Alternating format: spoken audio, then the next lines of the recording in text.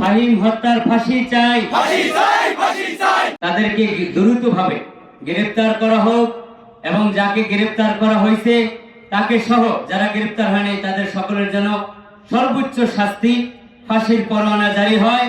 আমাদের প্রশাসনের কাছে দাবি, যে খুনি করছে ওই যে শাকিল মীর, উনি নাকি এখানে ওখানে ঘুরে, এখনো মানে আমরা তো 3-4 দিন হয়ে গেছে, আমরা প্রশাসনিক তো কোনো ব্যবস্থা আমরা দেখতে পাচ্ছি না। তার বাবা খুব মর্মান্তিক অবস্থায় হাসপাতালে আছে, জানি না কি অবস্থা আছে, এবং শেষ বেলায় সে দেখতে পারে নাই তার ওই ছেলের লাশটি। আমরা এখানে দাঁড়িয়েছি শুধু একটি কথার জন্য, যে এই আসামিরা কিভাবে বাংলাদেশে এখনো আইনের হাতে ধরা পড়েন। আমরা এর সঠিক বিচার চাই। বলা হয় নাই, আমাদের সাথে ও 5টা বছর কাটাইছে, তারপরে আব্দুর রশিদ খান ডিগ্রি কলেজে 2টা বছর কাটাইছে। এর মধ্যে আমার দেখা মানে আমার চোখে পড়ে নাই যে ওর সাথে কারোর সাথে কোনো ঝামেলা হয়েছে। ও ভাই অত্যন্ত ভালো মনের মানুষ ছিল, ভাই একদম ভালো ছেলে ছিল। শাকিল ও একটা বোকাটে ছেলে, ওর কারণে এই যে আমাদের বন্ধুকে হারাইতে হয়েছে আমাদের। আমরা চাইলে সামনে ভবিষ্যতে এরকম আমাদের সমাজে আর এরকম হোক।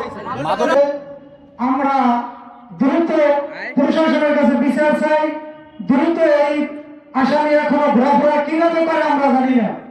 আমরা যদি এই আসামি 72 ঘন্টার ভিতরে যদি তাদেরকে গ্রেফতার করা না হয়, তাই এর চেয়ে ভয়াবহ আমরা মানববন্ধনে প্রস্তুত থাকবো।